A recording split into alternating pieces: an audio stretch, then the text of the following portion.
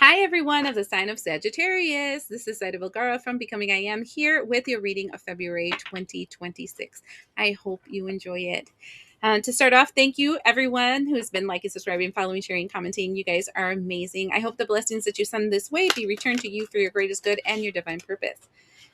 For everyone that might be new to my channel, let's go down the rundown. First of all, I like astrology, so I pick 4 astrological events of the month because they influence the tarot, and I see with Oracle how it's going to affect you. Then afterwards, I pull some random pull of tarot to give you any additional messages. In the end, I like giving an affirmation.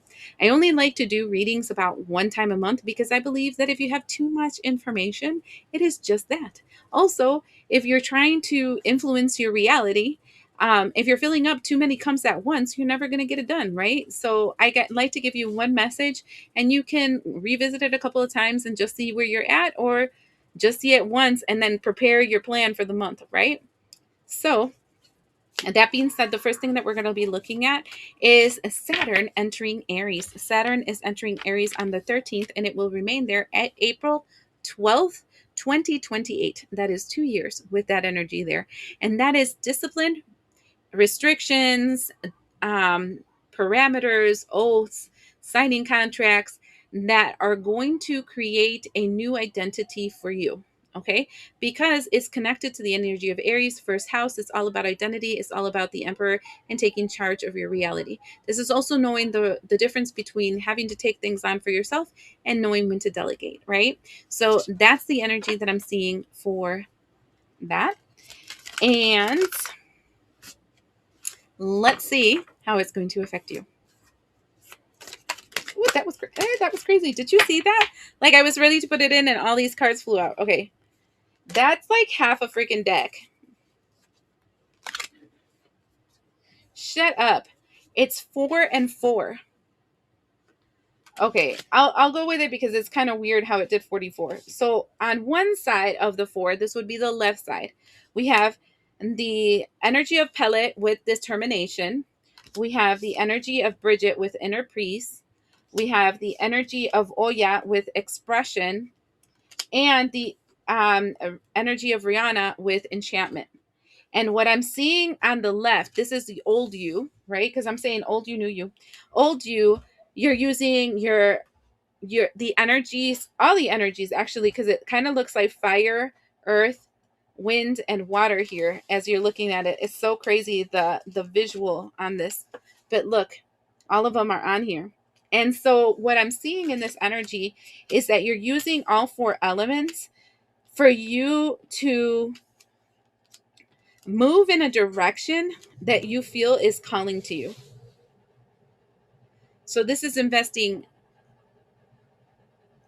resources, taking action, using your word and your mind, and aligning your emotions, all to be able to obtain a goal. This is something that you started probably last year, and it's still moving through February.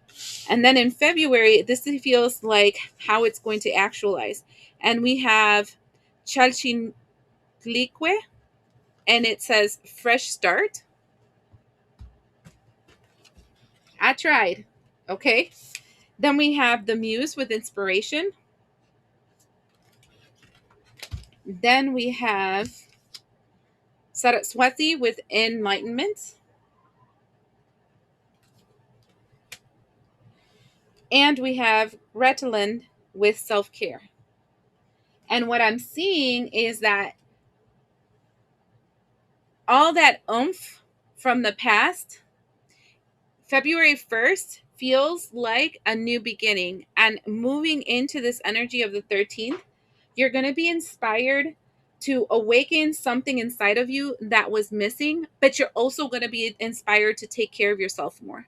So it's kind of like very balanced because you're taking action for the things that you want to manifest, and then you're taking moments for yourself to kind of come back and like balance yourself out. So you're doing that, and that feels really good because it feels balanced.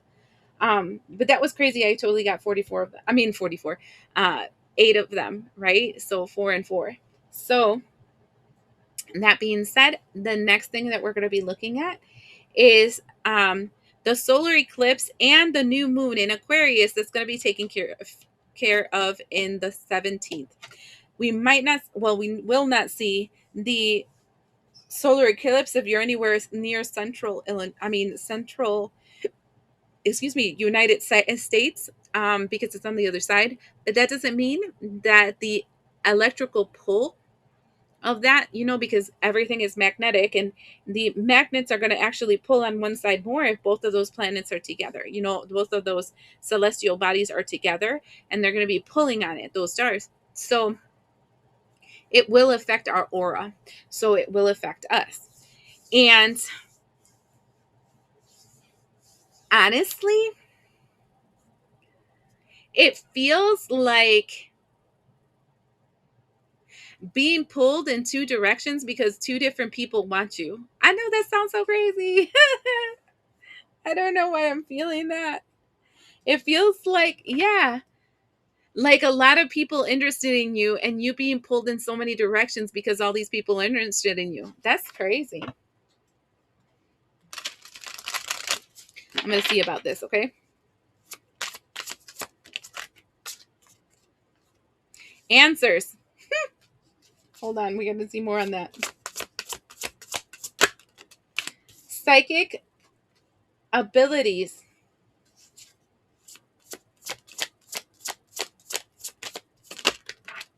And fertility.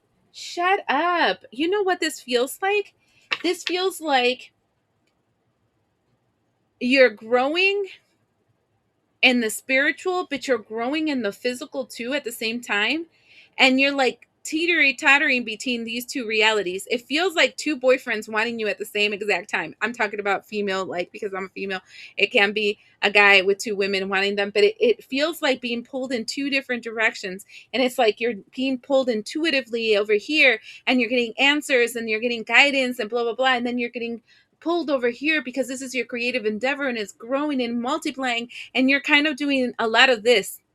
I feel like I'm going to dance merengue with you guys right now. I don't know why. It feels kind of exciting, actually, but it feels pulled in two different directions.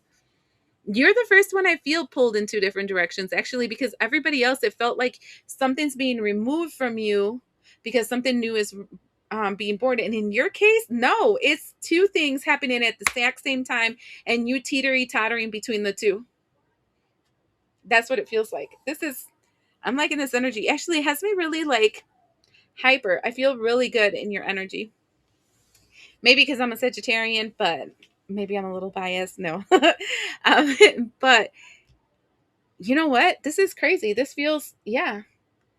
So the next thing we have is Saturn conjunct Neptune, both of them in Aries. The last time this happened was about 5,000 years ago. I was about to say 5 grand, 5,000 years ago. Some say it's about 3,000. Who knows? A long time ago. Um, and they say that this is called the Great Reset. The last time this happened, it was in 89, but in Sagittarius. And it reset the way that we looked at education. And that was a lot of educational reform around that time. This time, it's in the first house, which is in the Aries. And this has to be with you, your identity, how you see yourself, how you want to protect and project yourself, what you want to align to because of the fact that I'm this person. Okay, so this is kind of an upheaval energy. They call it the Great Reset. They call it the World Point because it is a shift. Let's see how you're going to be shifting on it.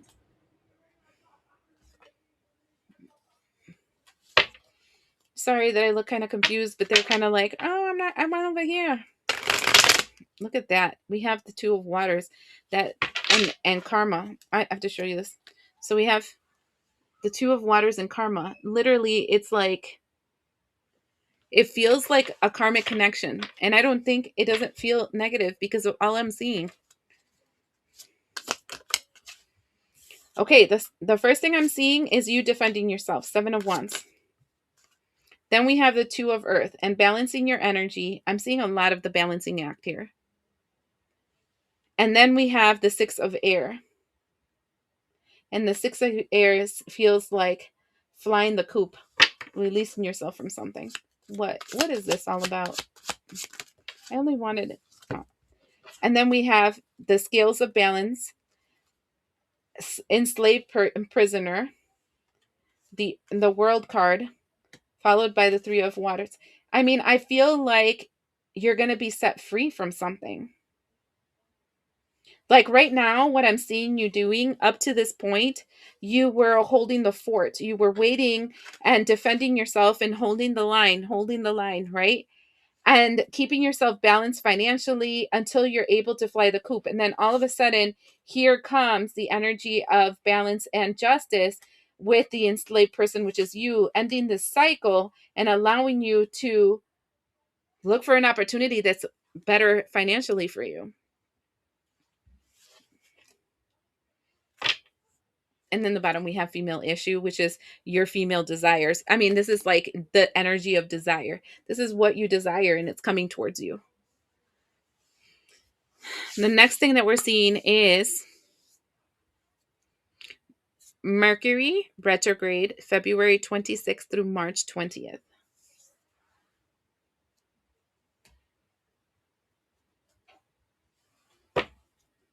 They told me I'm going to have to pull two of these. Hold on. Yeah, your energy feels like I want to dance.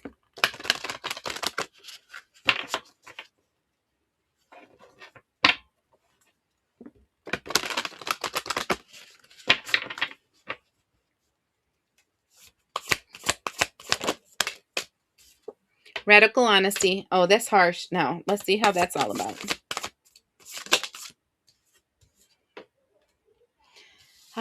Accessible and access. Okay, assistance with access. This is what I'm going to tell you. Here in this February energy of the Mercury retrograde, February 26th to the 28th, this energy of assistance with access, it says it is necessary to ask for and accept help in order to receive it. And then there's number 18, radical honesty, that says to believe in the facade is to suffocate in the armor of alienation, self-defeat, and self-denial.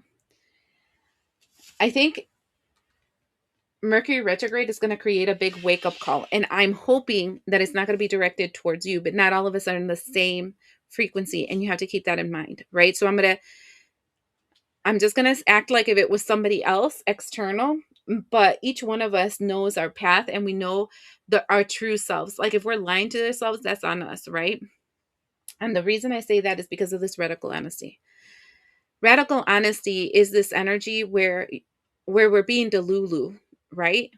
Where you don't want to see the truth of a situation. You've been told it, you've been shown it in many different situations. You've gone through a lot of hangups and slowdowns and restrictions and whatever, knowing that maybe the direction I'm trying to move in my life, it might not be right, right? But you've been wearing this armor to protect yourself, and you're like, oh no, it's because of this, it's because of that, it's because of this other thing. You give yourself justifications as to why something's not working. And if you're not radically honest with yourself, you're just gonna kind of alienate yourself because you don't want people to see that you're floundering, right? um you have self-defeat, you feel self-defeated, and you're experiencing this denial. And I feel like whoever this is that doesn't want to see the Delulu energy, that doesn't want to see the truth of a situation, this person is going to go out there to try to get help to manifest this thing that has been told to them that they can't manifest for a long period of time. And I think it's going to crush the Delulu, because it's kind of like a realization that all the justifications and all the excuses were actually not the excuse or the justification. It was really something that we didn't want to see in ourselves, kind of thing. And this can definitely be yourself, where, we all have things that we're like, we just don't want to admit that we're the bad guy in the story, right? We all have it. Um, but then at times, as I'm reading this energy, because I feel like you guys are kind of the one that sees the readings the most, and I feeling like just because of that, I get more of a flip flop of energy. And in this case, it does feel like this can be another person around you. where they'll see their truth.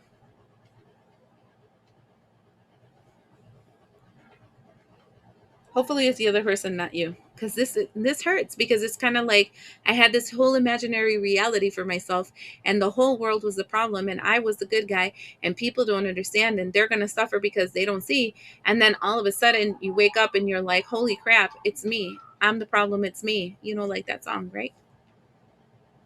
That This one seems harsh. The retrograde, for somebody, for a group of people, it feels harsh. um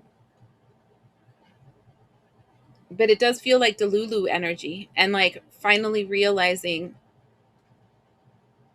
this is not going to happen. um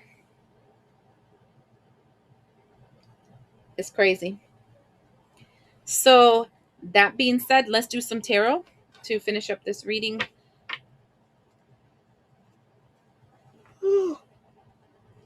Oh my god, that made me yawn. I feel like it was dense. That energy was dense. Like, I shifted. Like, I was so happy go lucky way in the beginning, and then when I got to the retrograde, it was like dirt, cold stop. I'm like, I accessed something really dark there. Even the cards, compared to all the other cards, these are the darkest ones. I'm just like, and the whole deck doesn't have just dark cards. I'm just saying. What else do we got to tell Saggies? When this came out, the Page of Pentacles, the only thing I heard was be careful what you invest in. Four of Swords, because it's not the time to invest in it. Not in February. What you're going to get a surprise that the fish of prosperity that you thought you were going to get in your bowl is flying out. And that's going to activate your King of Wands. That means that the activation of the King of Wands here is, I got to have it my way. It reminds me of this reader I see, Stephen Love Tarot, and he talks about the Burger King. You got to have it your way. That's what he calls the King of Wands. It's like forcefully making it happen because you said it was going to happen. One of those things. That's that Delulu energy I'm feeling here. I feel like I'm still tapping into that. I'm going to clear out the energy afterwards and pull a couple of other cards. See? Lovers in reverse, a bad choice.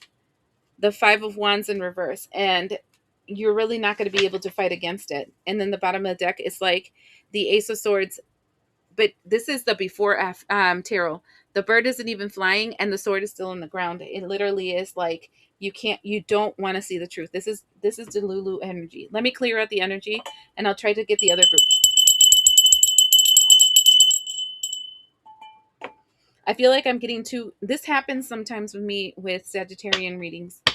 Can I get the reading of the first people? The ones before the. Okay, see, they're confirming the Sun card. Okay, they're confirming we're talking about that group now.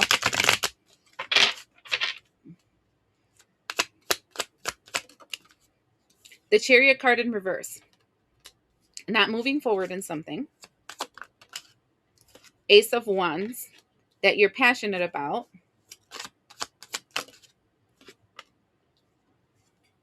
Nine of Pentacles. Until you get the message that you are independent. Six of Cups.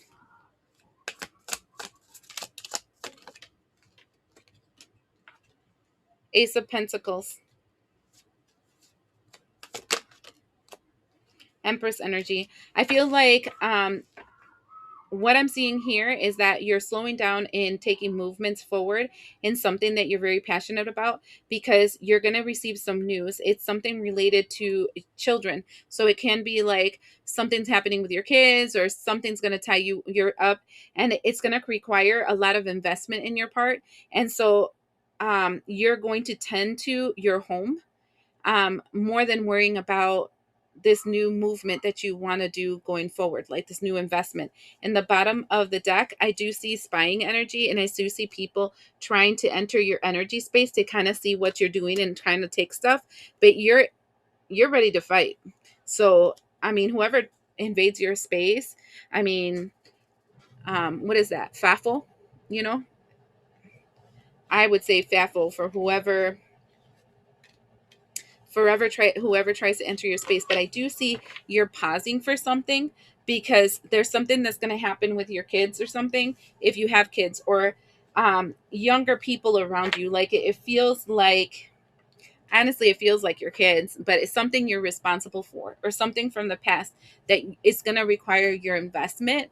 And because it's requiring your investment, you can't start something new. And I think that's very mindful, especially since in this group, the darker group, I saw the same thing. Like, don't invest in something, or if you do an investment, it would actually not turn out the way that you want. So it's interesting because both of them are talking about investing in something. One of them already did it. One of them hasn't done it yet, and it's the not done doing it yet feels the more correct action.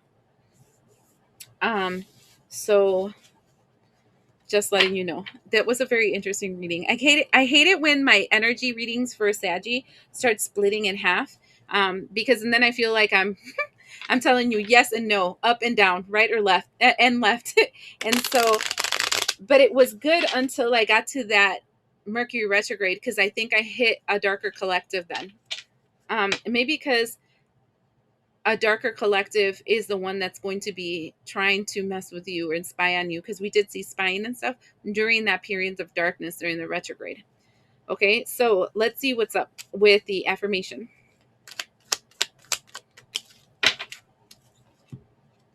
I am strong enough to handle anything that comes my way. And in the back it says, what makes you feel strong? What have handled in the past that proved how strong I am? So those are like little things that you can take a time to journal about and think about, because sometimes, especially when we hit snafus, I mean, a group here is going to be juggling a lot of things at once, and it's going to go good for them because they're not giving up one or the other. Another group here feels like they're going to hit like a hard stop.